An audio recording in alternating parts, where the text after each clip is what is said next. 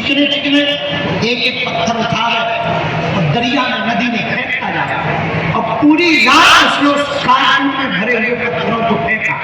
लेकिन जब सुबह हुई, सूर्योदय हुआ, थोड़ी रोशनी आई, उजाला छाया, पक्षी चहचहाने लगे, तब उसे होश आया कि अब तो सुबह हो गई है, चलो जाल उठाओ, मछलियां पकड़नी है। लेकिन जैसे ही कार्टून जिस थैले में रात भर पत्थर समझ करके वो पानी में फेंकता रहा, हाथ में बचा हुआ एक पत्थर उसने गौर में देखा, गौर से देखा तो वो कोई पत्थर नहीं था, हीरो का थैला, डायमंड का थैला। अब से धुन धुन कर पछताने लगा, एक ही बचा, पूरी रात हीरे फेंक फेंक करके दरिया में फेंक दिए। यही जिंदगी है। अगर तुम अज्ञानी रहोगे तो जिंदगी के प्रत्येक हीरे के पल को, सद्गुरु को तुम इस तरफ उस तरफ फेंकते जाओगे, तुम्हारे हाथ में कुछ नहीं लगेगा और तुम्हें दुख हो जाएगा।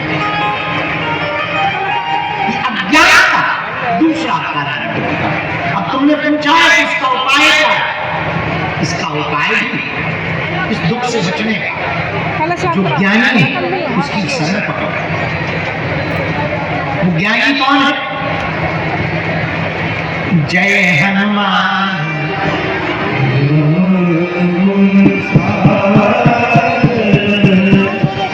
जय कपीश,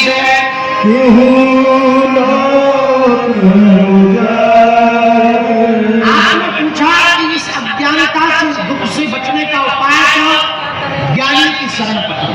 और याद रखना, ज्ञानी वो नहीं है जो बड़ी बड़ी बातें बोल रहा है, अंग्रेजी बोले, उर्दू भी बोले, फारसी भी बोले, तमिल भी बोले, मलयालम भी बोले, गुजराती भी बोले, और जर्मनी भी बोले, फ्रांस भी बोले, फ्रेंच भी बोले, वो ज्ञानी नहीं है। ज्ञानी कौन? जो अपने एक अक्षर से तुम्हारे हृदय को झंझोर दे,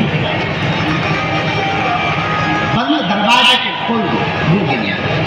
तीसरा कारण, शिव कुमार तुमने पूछा दुख क्या है, तो जल्दी में तुम तीसरा भी समझो। तीसरा कारण है वर्तमान को स्वीकार न करना। 3 कारण, तीसरा कारण, तुम अभी जहां हो उसे तुम स्वीकार नहीं करना। आदमी, पूरी दुनिया का आदमी जो मनोविज्ञान पर रिसर्च किया है, वो ये रिसर्च किया है, पूरी दुनिया का ज्यादातर आदमी या तो भूतकाल में जीता है या भविष्य में जीता है।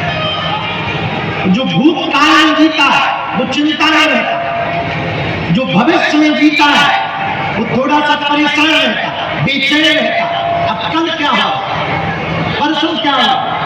जिसका जीवन भूतकाल में जी रहा वो टेंशन में जी रहा कि हमसे ऐसा क्यों हो गया। तो मेरे पास इस दुख से बचने का भी उपाय है। पूछो क्या? शिव कुमार